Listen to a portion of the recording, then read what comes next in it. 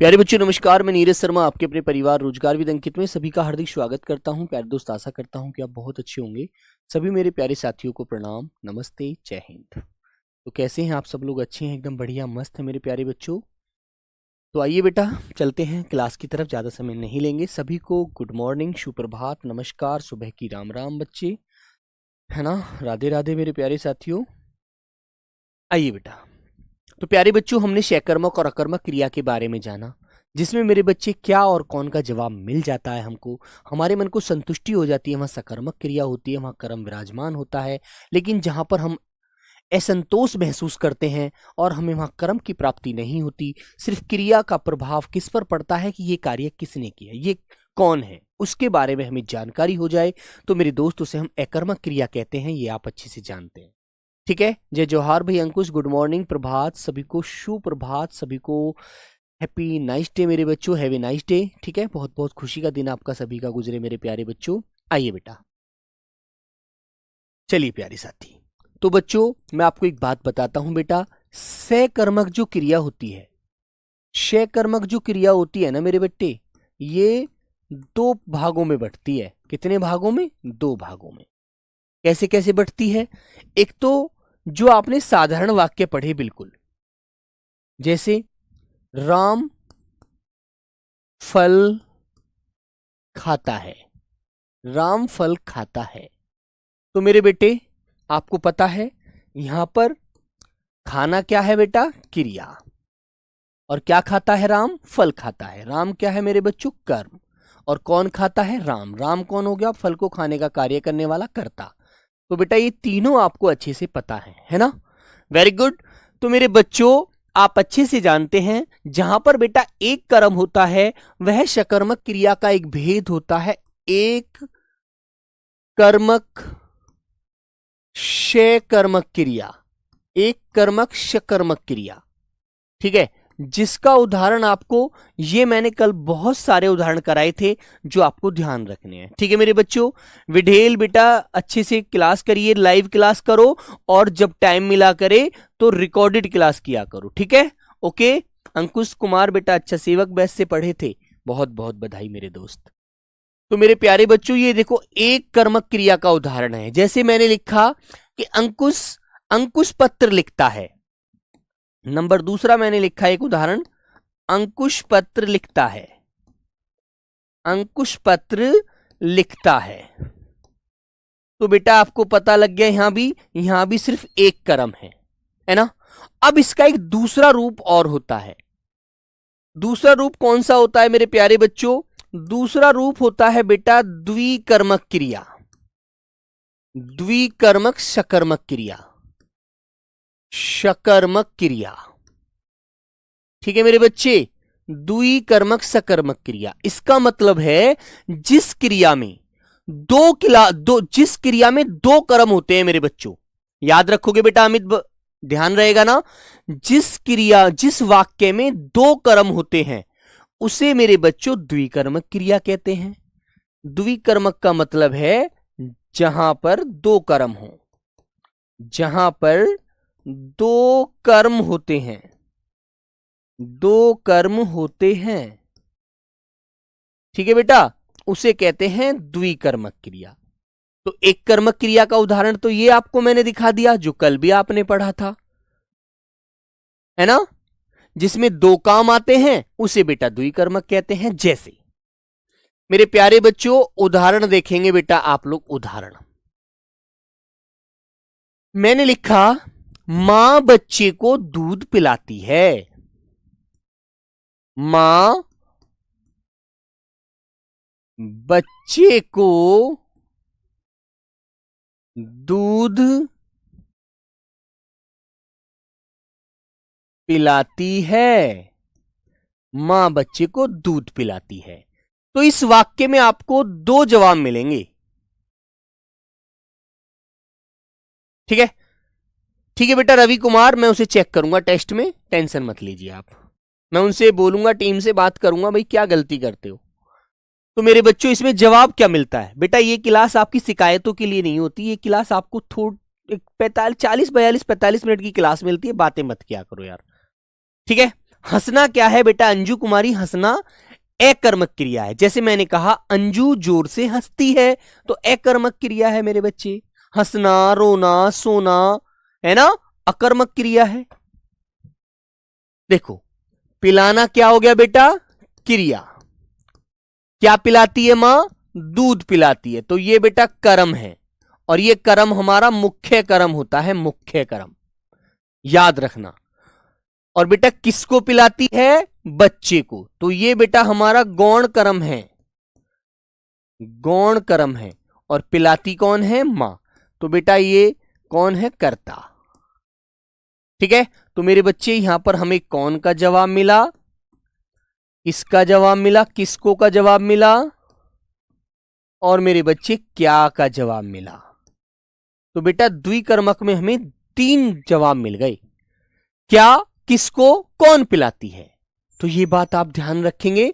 तो मेरे बच्चों यहां पर देखो एक बात ध्यान देंगे बेटा, क्रिया के पास वाला जो कर्म होता है ना, जो क्रिया के पास वाला कर्म होता है, ये बेटा निर्जीव होता है, हमेशा निर्जीव होता है बेटा, निर्जीव।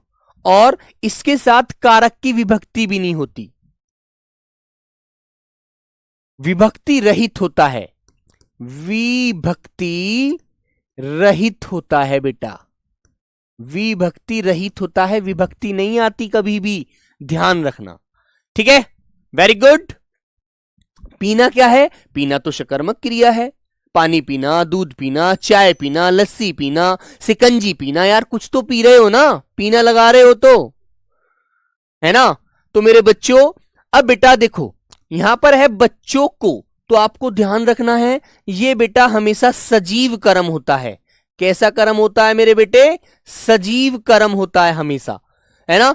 और सजीव कर्म के साथ साथ आपको यह भी बात ध्यान रखनी है मेरे बच्चों, ये कर्ता के पास होता है ना। सजीव कर्म कर्ता के पास, निर्जीव कर्म क्रिया के पास। ओके, ध्यान रखेंगे। और बेटा विभक्ति सहित होता है, विभक्ति सहित आता है मेरे बेटे, विभक्ति सहित। अब देखो एक बार मैं आपको पुनः समझाता हूं, सब लोग ध्यान देंगे। मां बच्चे को पिलाती है, पिलाना क्या है बेटा? क्रिया। क्या पिलाती है? दूध पिलाती है। किसको पिलाती है? बच्चे को पिलाती है। कौन पिलाती है? मां पिलाती है। तो मेरे बच्चों पिलाना क्रिया हो गया, दूध कर्म हो गया, जो मुख्य कर्म है। विभक्ति का मतलब होता है बेटा परसर्ग, कारक चिन्ह, इसको बेटा कारक चिन्ह कहते हैं। आप फंस गए यहां पर, है ना, कारक चिन्ह, कारक चिन्ह जिसे आप परसर्ग के नाम से भी जानते हैं। इसको हम 3 नामों से जानते हैं, विभक्ति, कारक चिन्ह, परसर्ग। याद रखोगे अच्छे से तो बेटा ये 2 कर्मक क्रिया है, द्विकर्मक क्रिया है, और द्विकर्मक क्रिया सकर्मक क्रिया का ही एक भेद होती है। तो याद रखना क्रिया के पास वाला कर्म गौण होता है, सॉरी मुख्य होता है, और निर्जीव होता है। दूध निर्जीव ही तो है, मानते हैं ना। तो मेरे बच्चों मैं इसकी एक सिंपल सी परिभाषा लिखकर आपको दिखाता हूं। परिभाषा बेटा एग्जाम्पल से ही बनती है, हमेशा ध्यान रखना। लिखेंगे जिस क्रिया में ये नहीं, सॉरी, जिस वाक्य में 2 कर्म होते हैं, 2 कर्म होते हैं, पहला कर्म गौण होता है, उसकी कोई वरीयता नहीं होती ज्यादा, पहला कर्म गौण होता है बेटा, गौण, तथा दूसरा कर्म मुख्य होता है, दूसरा कर्म मुख्य होता है, मुख्य होता है, और क्रिया के पास होता है, और क्रिया के पास होता है। ठीक है मेरे बच्चों, होता है। तो बेटा ये बात आपको ध्यान रहेगी अच्छे से। अब मैं आपको एक उदाहरण देता हूं, तुम लोग मुझे आंसर देना। मैंने एक उदाहरण दिया दूसरा, अध्यापक छात्रों को छात्रों को हिंदी पढ़ाते हैं, पढ़ाते हैं। देखो बेटा, अब मुझे आप जवाब देंगे ये कौन सी क्रिया का उदाहरण है बेटा? गोविंदा कुमार, जिंदगी नहीं फंसने की बेटा। क्लास में हो सकता है नेट फंस जाए, लेकिन मेहनत करेंगे ना तो जिंदगी ऐसे जाएगी, एरोप्लेन जाता है जैसे जीवन में। याद रखना है ना, ध्यान रखना बेटा। जिंदगी को जिंदगी की तरह जीजिए मेरे दोस्त। सुख दुख तो आने जाने हैं बेटा, आज आया है कल चला भी जाएगा, है ना। खून निर्जीव है बेटा रवि, खून निर्जीव है, रोटी निर्जीव है, दूध निर्जीव है। ये सांस लेते हैं, ये बोलते हैं? नहीं बोलते ना, तो याद रखो। तो मेरे बच्चों, पढ़ाना क्या हो गया? पढ़ाना बेटा क्रिया हो गया। और क्या पढ़ाते हैं? हिंदी। ये मुख्य कर्म है, मुख्य कर्म। और देख लो, इसके साथ कारक की विभक्ति भी नहीं नजर आ रही होगी आपको। और बेटा मैंने बताया था निर्जीव होता है ये वाला कर्म हमारा, है ना। और किसको पढ़ाते हैं अध्यापक? छात्रों को। ये मेरे बेटे गौण कर्म है आपका, गौण कर्म। और ये बेटा आपको ध्यान रखना है, ये सजीव होता है, सजीव होता है, जो बोलता भी है। छात्र तो बोलते भी हैं, चालते भी हैं, घूमते भी हैं, है ना। और देखो मेरे बच्चे, को कारक की विभक्ति भी आ रही है यहां पर, कारक की विभक्ति आ रही है, नहीं आ रही है? सब लोग देखो, पीछे वाले और इस एग्जाम्पल में दोनों में अंतर कर लेंगे, है ना। और बेटा अध्यापक कौन है? ये पढ़ाने का कार्य करते हैं, ये करता है, जिस कार्य को करते हैं, करने वाला होता है कर्ता, है ना। वेरी गुड, याद रहेगा। अब एक उदाहरण मैं आपको और दे देता हूं, अब आपको टेंशन फ्री हो जाना है इस वाले भेद से भी। मैंने लिखा शीला, शीला गाय को चारा खिलाती है, गाय को चारा खिलाती है, खिलाती है। शीला गाय को चारा खिलाती है। तो मेरे बेटा बताओ, आंसर आप दे दोगे ना? सकर्मक क्रिया का उदाहरण होता है द्विकर्मक है ना। गौण क्या होता है पंकज कुमार? गौण होता है जिसका मुख्य आधार नहीं होता वाक्य में, है ना, उसे गौण कहते हैं, है ना। वेरी गुड बेटा। विद्या कुमारी, प्रॉब्लम बहुत होती है। देखो मैं प्रॉब्लम तो यहां सॉल्व नहीं कर पाऊंगा, लेकिन ये है आपकी जो बेटा शिकायत है इसको दर्ज करा दूंगा, ठीक है। चलिएगा, ठीक है बेटा। विक्रांत, शीला कोई नहीं है, शीला एक मेरे मुंह पे नाम आ जाता है। शीला कोई मेरी गर्लफ्रेंड है बेटा ना। तुम्हारी जो मैडम है उसी का नाम शीला है। शीला तो एक लड़की है साधारण, जिसका मैं उदाहरण देता हूं आप लोगों को, ठीक है। शीला करता है बस, आप लोग गलत मत समझना यार, शीला नाम मत लगा देना कभी, है ना। मैडम का नाम नहीं है शीला, है ना। तुम्हारी भाभी का नाम नहीं है शीला, है ना। हाँ, चलिए। तो मेरे बेटे तीसरा उदाहरण आपका ये हो गया, अब आपको स्पष्ट ध्यान रखना है। चलिए, अब हम चलते हैं मेरे बच्चों प्रयोग व अर्थ के आधार पर क्रिया के भेद, है ना। हाँ, चलो लिखेंगे प्रयोग व अर्थ के आधार पर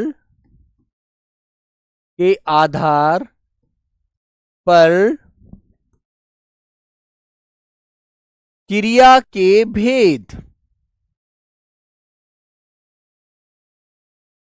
ठीक है मेरे बेटे, ध्यान रखेंगे।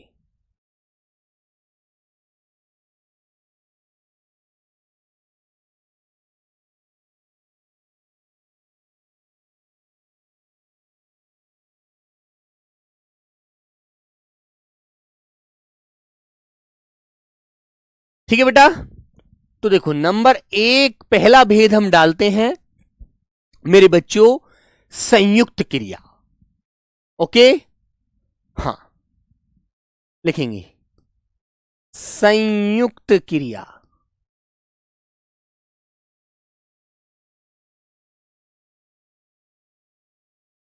संयुक्त क्रिया नंबर 1, संयुक्त क्रिया। बेटा आशीष, पौधा क्या? पौधा राना। आशीष राना, पौधे से क्या मतलब है? पौधा क्या कह रहे हैं आप? ये कमेंट आप बार बार किए जा रहे हैं, इससे देखो क्लास डिस्टर्ब होती है, पढ़ने पर ध्यान दिया करो, ठीक है। हाँ, लिखेंगे जिस वाक्य में, जिस वाक्य में दो क्रिया, दो क्रिया एक साथ आती हैं, एक साथ आती हैं, आती हैं, जिस वाक्य में दो क्रिया एक साथ आती हैं वह वाक्य, वह वाक्य संयुक्त क्रिया का वाक्य होता है, संयुक्त क्रिया का वाक्य होता है, होता है, ठीक है। वह वाक्य संयुक्त क्रिया का वाक्य होता है ना, याद रखेंगे बेटा, रिपोन सरकार ध्यान देंगे, ठीक है मेरे बच्चों। जिस वाक्य में दो क्रिया एक साथ आती हैं वह वाक्य संयुक्त क्रिया का वाक्य होता है। जैसे, जैसे मैंने उदाहरण लिखा, मोहन, मोहन हमारे घर, हमारे घर आता जाता है। तो बेटा आना और जाना ये दो क्रिया हो गई, है ना। मोहन हमारे घर आता जाता रहता, आता जाता है ना। जैसे तुम्हारा कोई मित्र है तो वो तुम्हारे घर आता भी होगा, तुम भी उसके घर आते होगे, वो आकर जाता भी होगा। तो बेटा जब भी दो क्रिया एक साथ आती है ना, है ना, तो मेरे बच्चों याद रखना ये बेटा संयुक्त क्रिया का उदाहरण होता है। जैसे अनिकेत ने, अनिकेत ने खाना खा लिया, है ना। अब तुम कहोगे बेटा इसमें कौन सी दो क्रियाएं हैं भैया, तो बेटा खाना और लेना, खाना और लेना, ठीक है, वेरी गुड। इसमें बेटा कर्म नहीं होता, प्रयोग के आधार में कर्म वरम पर ध्यान मत देना। कभी वो तो शकर्मक और अकर्मक जो क्रिया थी वो तो कर्म के आधार पर थी, वहां तो तुम्हें कर्म पर ध्यान देना था, यहां पर आपको कर्म पर ध्यान नहीं देना, ठीक है, वेरी गुड, ध्यान रखोगे। जैसे एक उदाहरण और लेते हैं। अब फिर तुम कहोगे भैया फिर तुमने वही कर दिया जो तुम मना कर रहे थे अभी, है ना। शीला और मोहन साथ पढ़ते लिखते हैं। देखो बेटा, शीला और मोहन, शीला और मोहन साथ पढ़ते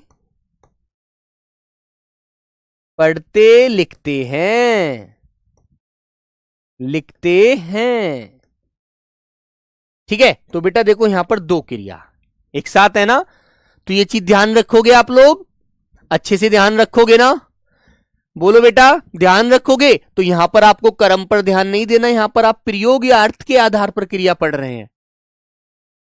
फिर ये कैसे आया बेटा, कैसे आया, तुम्हें क्वेश्चन कैसे दिया जाएगा, देखो एक क्वेश्चन बताता हूं। क्वेश्चन आएगा प्रयोग के आधार पर,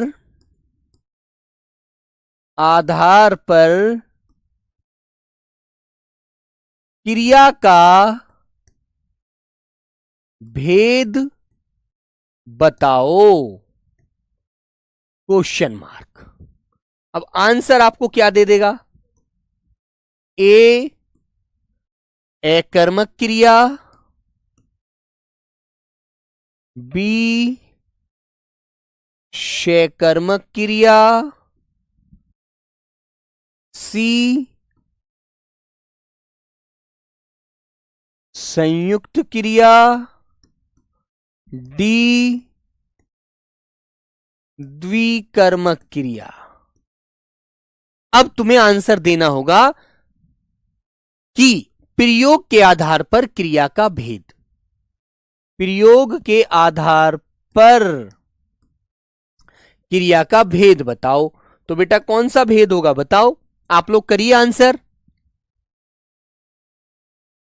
जहां पर बेटा एक वाक्य में दो क्रिया एक साथ आती हैं वो संयुक्त क्रिया कहलाती है ना। आना जाना, खाना पीना, मोहन खाता पीता रहता है ना।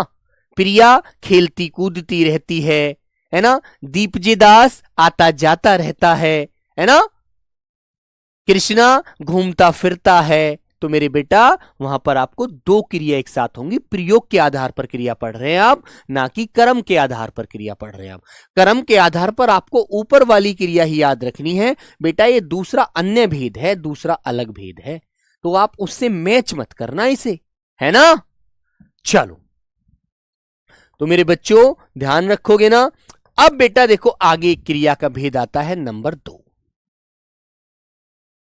अब एक क्रिया का भेद हम लेते हैं, रोना धोना। हाँ दिव्या बेटा बिल्कुल कह सकते हैं रोना धोना, दो क्रिया एक साथ है। मोहन का रोना धोना लगा रहता है ना। मोहन तो रोता धोता रहता है ना, बोल देते हैं नॉर्मली। चलिए दूसरी क्रिया होगी बेटा सहायक क्रिया। सहायक क्रिया, अब सहायक क्रिया किसे कहते हैं जानते हैं आप लोग? जो क्रिया मुख्य क्रिया को पूर्ण करने में सहायता करती है। ठीक है बेटा गंगा, कल इसके अभ्यास प्रश्न कराऊंगा, टेंशन मत लो। मैंने लिखा जो क्रिया मुख्य क्रिया को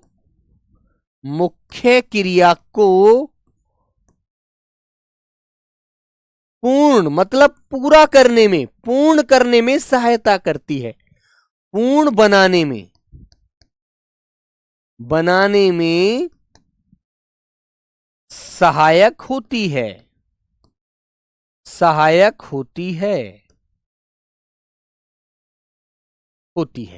वह कौन सी क्रिया कहलाती है बेटा? सहायक क्रिया। जैसे मैंने एक उदाहरण लिखा आपके सामने,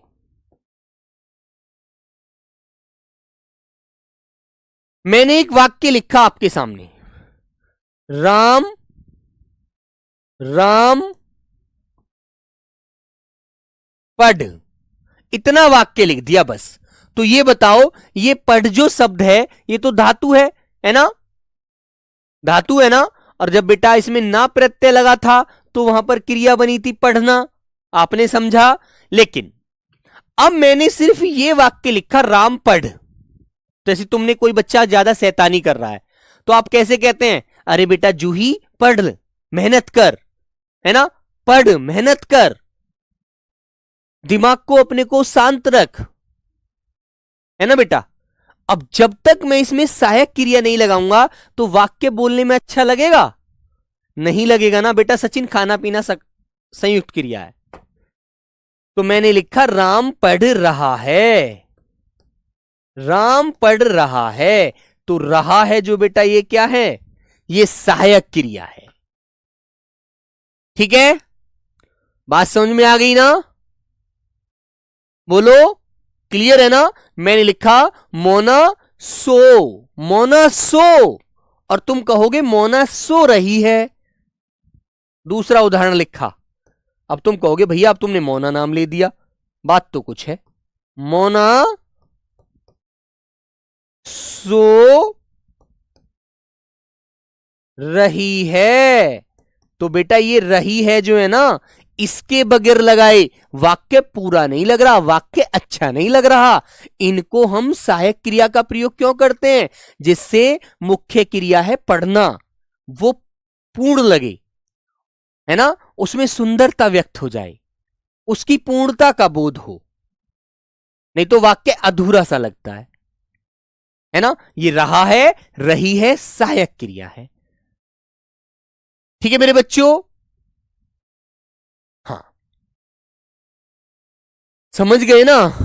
चलिए जैसे बेटा मैंने लिखा वर्षा, वर्षा हो रही है, तो बेटा ये जो है ना क्रिया, ये होना तो मेरे बच्चों क्रिया है, होना, हो और हो से ही होने का भाव व्यक्त हो रहा है, तो बेटा रही है ये सहायक क्रिया है। किसान, किसान चारा काट रहा है, नहीं वो वाक्य गलत हो जाएगा। हां, काट रहा है, काटना क्रिया है और रहा है सहायक क्रिया है, बिल्कुल। या ऐसे लिख दीजिए, पिताजी चाय पी रहे हैं। चौथा एग्जाम्पल लिखेंगे, पिताजी चाय, पिताजी चाय पी रहे हैं। अब पीना जो है ये बेटा मुख्य क्रिया है, पीना। अब इसके साथ जब तक, जैसे आपने कहा पिताजी चाय पी, पिताजी चाय पी, तो वाक्य अच्छा लग रहा है? नहीं लग रहा ना। अब जब तुम कहोगे पिताजी चाय पी रहे हैं, तो वाक्य सुंदर लगेगा मेरे बेटा, और वाक्य क्रिया की पूर्णता का बोध होगा। पिताजी चाय पी रहे हैं, ठीक है। तो बेटा ये रहे हैं, रहा है, चुका है ना। राम भोजन खा चुका है ना। वर्षा खाना खा रही है, या वर्षा खा रही है ना। आशुतोष दौड़ रहा है। बेटा यहां पर मुकुल अकर्मक सकर्मक मत याद रखो, नहीं तो फंस जाओगे। दुनिया की कोई ताकत कंफर्म नहीं करा पाएगी फिर आपको। यहां पर अकर्मक सकर्मक जैसा मतलब मत रखो। और एक बात और बताऊं आपको, यदि इस तरह का वाक्य दिया ना उसने, तो फिर वो आपको रेखा करके देगा कि बताइए सहायक, इसमें रेखांकित शब्द क्या है, सहायक क्रिया है, संयुक्त क्रिया है, प्रेरणार्थक क्रिया है, या फिर अकर्मक क्रिया है। तो आपको रही है, रहा है, रहे हैं, चुका है, चुकी है, चुके हैं। बेटा जो वाक्य के अंत में जो क्रिया की पूर्णता का बोध करा रहे होते हैं ना शब्द, वो सहायक क्रिया होती है, याद रखो। इसलिए आप ध्यान रखना, कर्म के आधार पर यदि पूछेगा तो फिर आपसे वो नॉर्मल वाक्य देगा आपको, फिर आपको इस तरह से इनके नीचे रेखा खींचकर या आपसे इस तरह से परेशान नहीं करेगा वो, है ना। अध्यापक लिख रहा है ना। लेकिन बेटा अध्यापक सम्मानीय शब्द होता है, चाहे मेरे अध्यापक हैं चाहे आपके अध्यापक हैं, उनको हम रहा है नहीं बोलते, रहे हैं बोलते हैं, ठीक है मेरे बेटे। जिसने ऊपर उदाहरण लिखा है एक बच्चे ने, है ना। ध्यान रखोगे, नहीं करोगे नहीं गलती कभी भी, अपने से बड़े को कभी भी गलत नहीं बोलना चाहिए। ओके, हेल्पिंग वर्ब कह देते हैं इनको, हेल्पिंग वर्ब हैं ये, सहायक क्रिया हैं। चलो अब आते हैं मेरे बेटे, तीसरा उदाहरण लिखते हैं, पूर्वकालिक क्रिया। पूर्वकालिक क्रिया,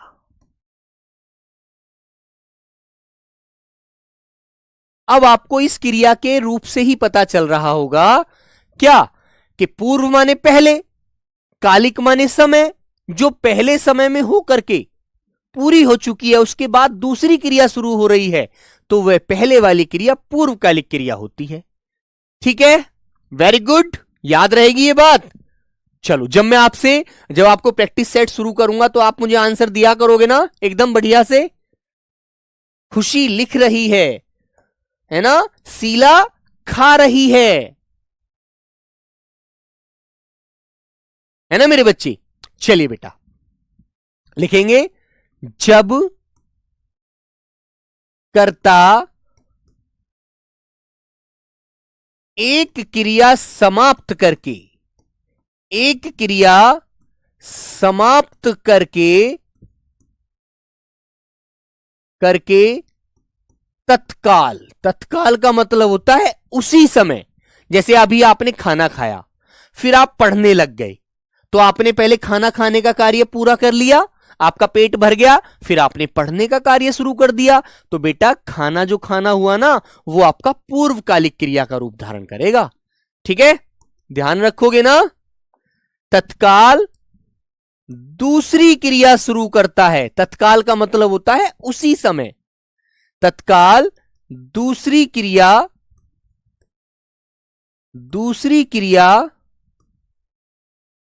शुरू करता है वहां पर पहले वाली क्रिया वहां पर पहले वाली क्रिया पूर्वकालिक क्रिया कहलाती है। पूर्वकालिक क्रिया कहलाती है। ठीक है मेरे बच्चों, बात समझ में आ गई? उदाहरण लिखूं क्या? बोलो, उदाहरण लिख दूं? सूरज नहीं आया बेटा समझ में? जब एक कार्य समाप्त करके दूसरा कार्य शुरू किया जाए तो पहला वाला जो क्रिया होती है, पहला वाला जो कार्य होता है मेरे बच्चे, वह कार्य क्या कहलाता है? पूर्वकालिक कार्य कहता है, पूर्वकालिक क्रिया का रूप धारण करता है ना? जैसे मैंने कहा रोहित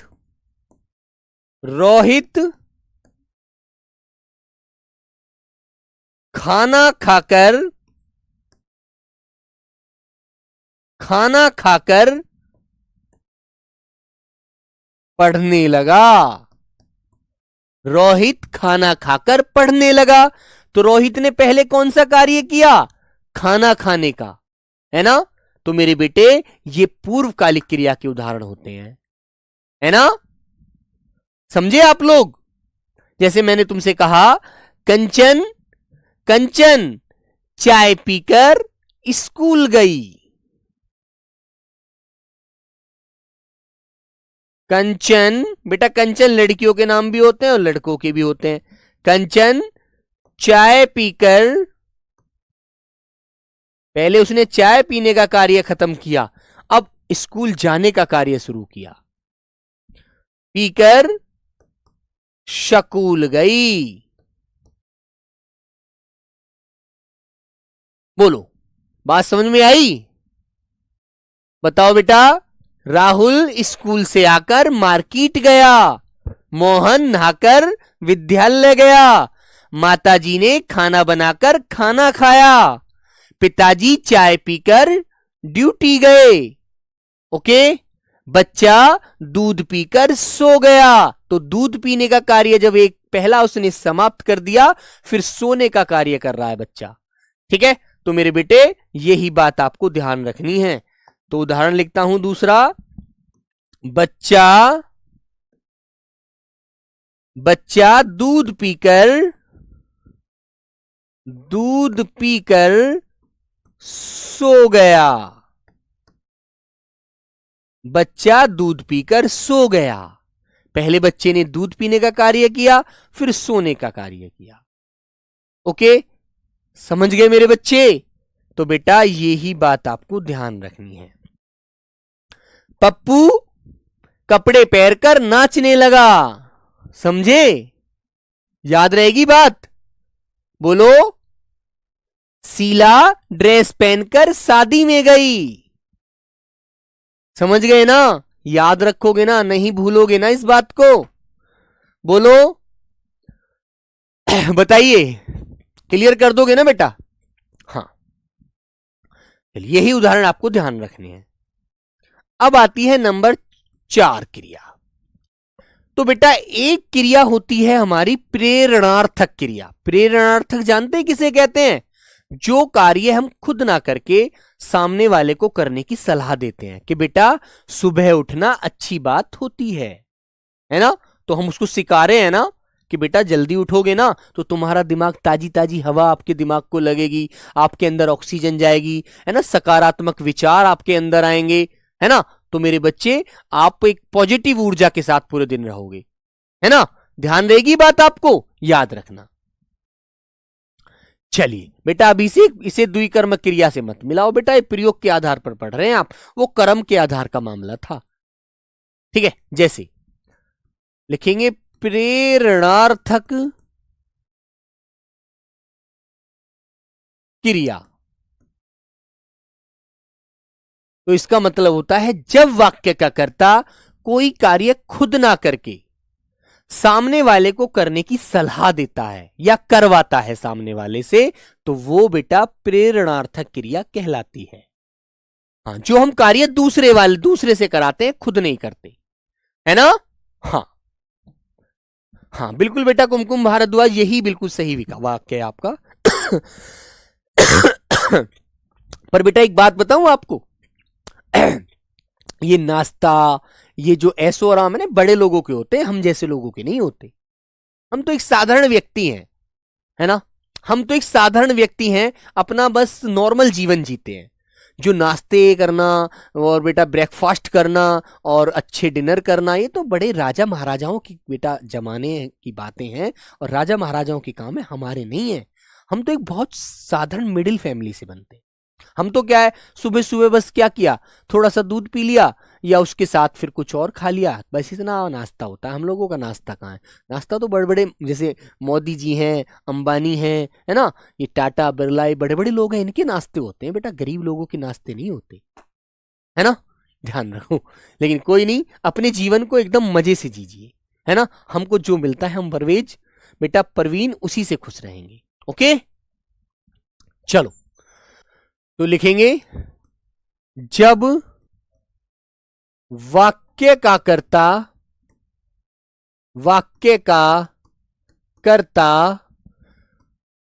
कोई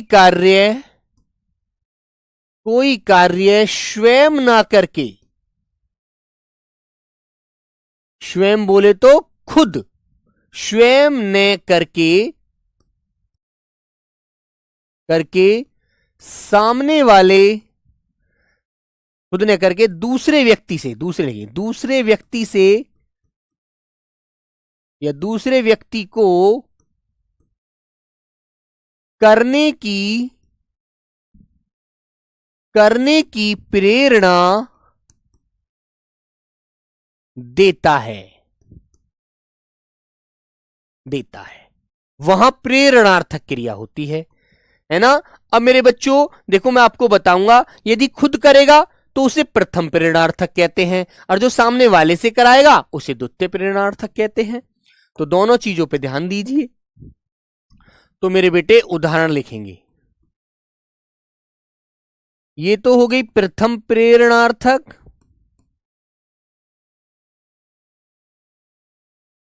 और ये होगी बेटा द्वितीय प्रेरणार्थक।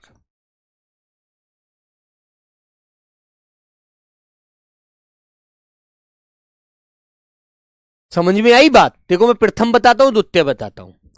मैंने कहा पढ़ाना, तो पढ़ाना तो मैं खुद कर रहा हूं, और जब मैंने तुम में से किसी बच्चे से कहा कि बेटा खड़े हो जाओ और पढ़ाओ, तो मैंने तुमसे पढ़वाया, तो बेटा पढ़वाना, तो ये द्वितीय प्रेरणार्थक हो गई। ये हो गया बेटा लिखना, और ये हो गया बेटा लिखाना या लिखवाना,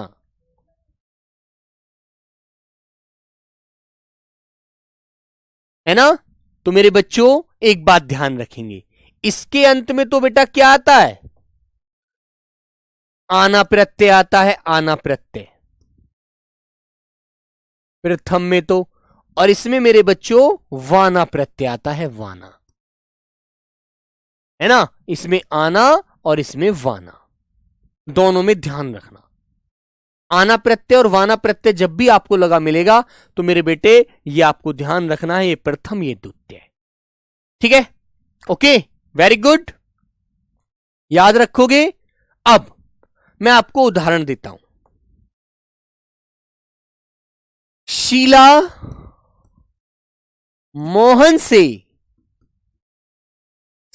मोहन से पत्र लिखवाती है,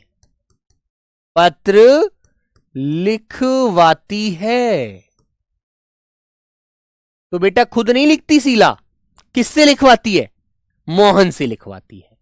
शीला मोहन से पत्र लिखवाती है ना। तो मेरे बेटा इसके अंत में जो वाती जो आ रहा है ना, ये वाना ही प्रत्यय के रूप में कार्य करेगा, या वानी हो गया एक प्रकार से, समझे, वाना, वानी, वाना, आना, आनी। तो मेरे बच्चों आना या जो मिलेगा आपको प्रथम में मिलेगा और द्वितीय में वाना मिलेगा, ठीक है।